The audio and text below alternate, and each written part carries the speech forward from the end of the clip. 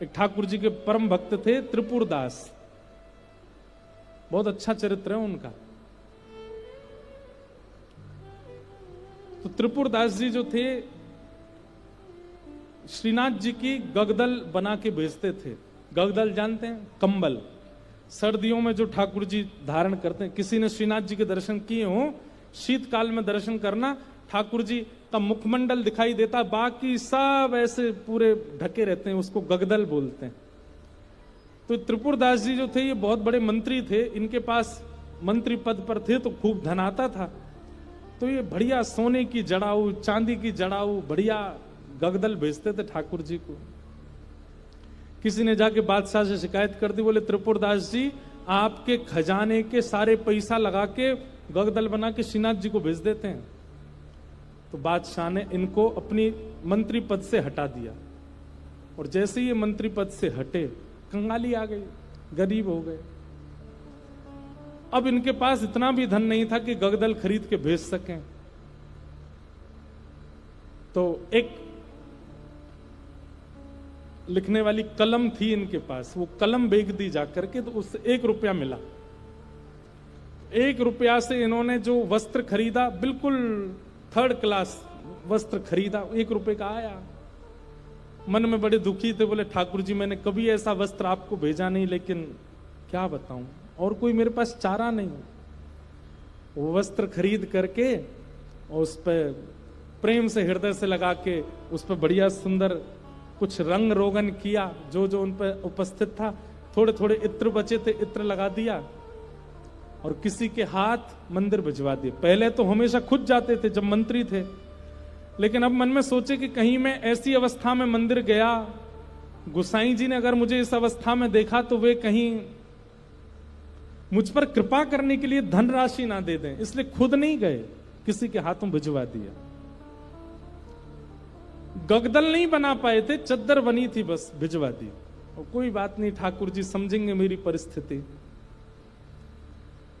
शीतकाल का समय आया, यहां पर वो चद्दर जैसे ही पहुंची तो भंडारियों ने सोचा ये तो बिल्कुल सामान्य स्थिति की है, ये ठाकुर जी की सेवा में क्यों जावे, ऐसे ही रख दो इसको कहीं किनारे, किनारे में कहीं रख दी। शीतकाल प्रारंभ हुआ, जैसे ही ठाकुर जी को गगदल पहनाई, रात्रि में शयन करा करके गुसाई जी चले गए। रात भर गुसाई जी ठिठुरते रहे, मुंह कांपते रहे, हाथ पर कांपते रहे।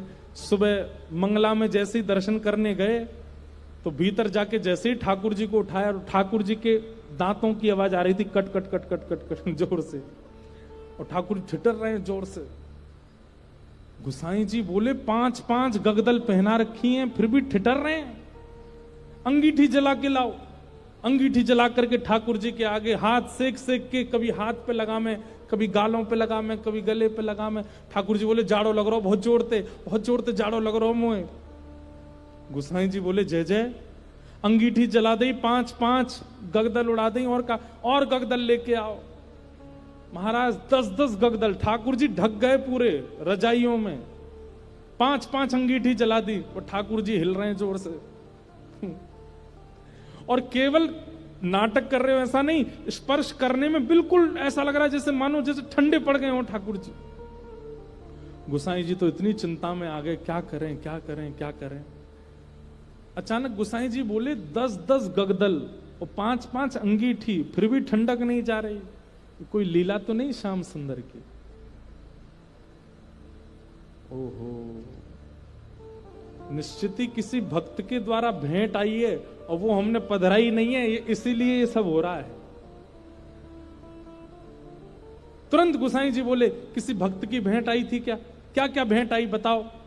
सब बताया, बोले ये भेंट आई है। पर एक बोला एक और आई है, वो पतली सी चद्दर आई है एक, उसका कपड़ा भी ऐसा हम भी नहीं पहने, वो रखी है किनारे। गुसाई जी बोले वही लेके आओ।